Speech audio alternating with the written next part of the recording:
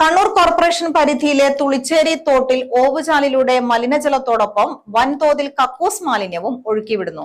അപ്രതീക്ഷിതമായി മഴ നിന്നത് കാരണം ജനവാസ മേഖലയിലൂടെ ഒഴുകുന്ന തോട്ടിൽ മനുഷ്യവിസർജ്യം ഒഴുകാൻ തുടങ്ങിയതിനാൽ പ്രദേശമാകെ കടുത്ത ദുർഗന്ധം വമിക്കുകയാണ്.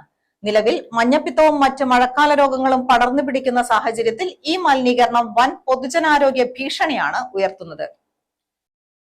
പ്രദേശത്തെ കിണറുകളിലെയും മറ്റ് കുടിവെള്ള സ്രോതസ്സുകളിലെയും വെള്ളത്തിൽ മാരകമായ ബാക്ടീരിയകൾ കലരാൻ ഇത് ഇടയാക്കുമെന്ന് നാട്ടുകാർ ആശങ്കപ്പെടുന്നു.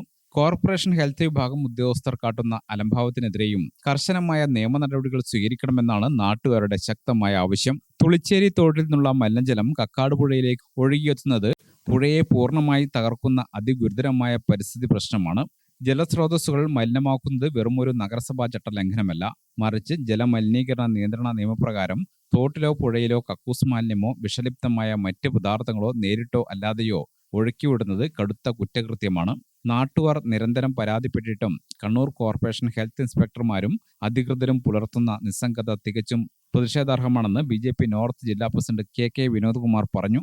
അനാസ്ഥക്കെതിരെ വരും ദിവസങ്ങളിൽ ശക്തമായ പ്രതിഷേധ പരിപാടികൾ സംഘടിപ്പിക്കുമെന്നും അദ്ദേഹം വ്യക്തമാക്കി. ഈ ഗുരുതരമായ സാഹചര്യത്തിൽ അടിയന്തരമായി ഇടപെടണമെന്ന് ആവശ്യപ്പെട്ട് ജില്ലാ മെഡിക്കൽ ഓഫീസർ, ജില്ലാ കളക്ടർ എന്നിവർക്ക് BJPയുടെ നേതൃത്വത്തിൽ പരാതി നൽകുമെന്നും അദ്ദേഹം പറഞ്ഞു. ഗ്രാമിക ന്യൂസ്, കണ്ണൂർ.